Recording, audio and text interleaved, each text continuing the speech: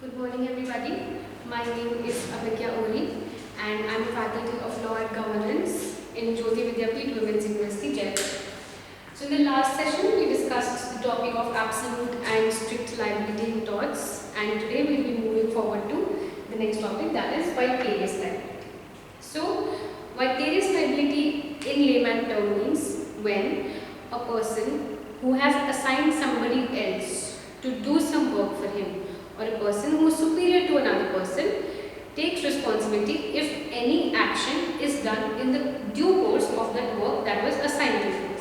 Okay, so that is what vicarious liability means.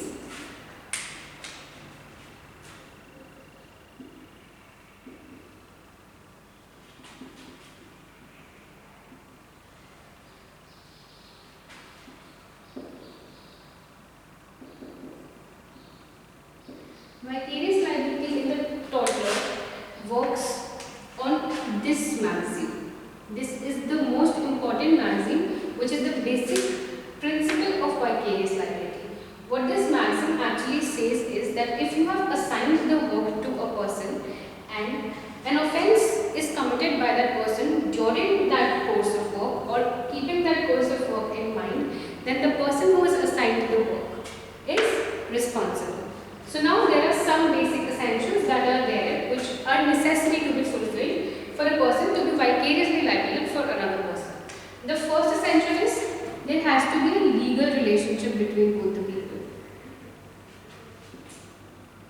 That is, this relationship does not have to be a personal relationship.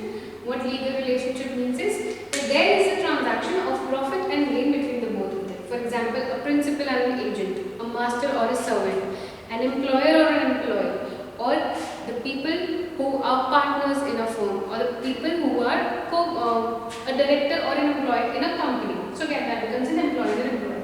So there has to be a legal relationship between the two people, and only when there is a legal relationship, the vicarious liability of one person for the other one arises. So this is this is the first essential that is required for this liability to arise.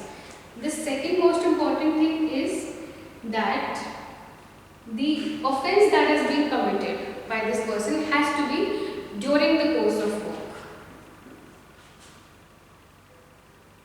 During the course of work.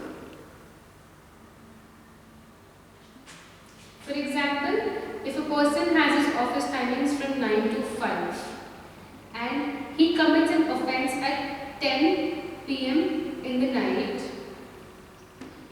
the employer will not be liable because an employer cannot take responsibility for every action that person does. But the only responsibility that is on the employer is when the action is done in the due course of work that he has assigned to the other person.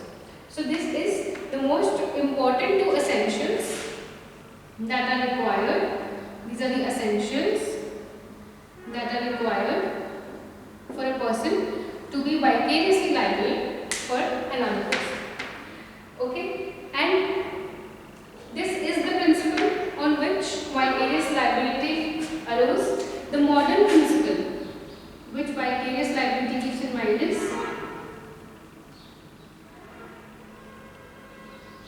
respondent superior. This means that any person who is the superior will be the respondent. That is, the person who is the superior in a work setting will be the respondent for any offence that has been committed during that setting. Now, the people who are liable is in a principal-agent relationship, the principal. In a master-servant relationship, obviously, the master. And in an employer-employee relationship, the employer. There is a very famous illustration or example that we should be talking about when we are discussing the vicarious liability. That is that there is a master here. He gives his servant a car to pick some of his family members up from the airport.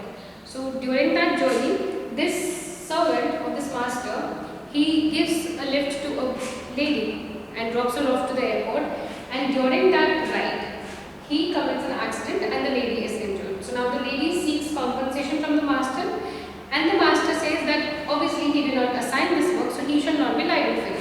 But it was held that because the act was in the course of work, the master was held liable.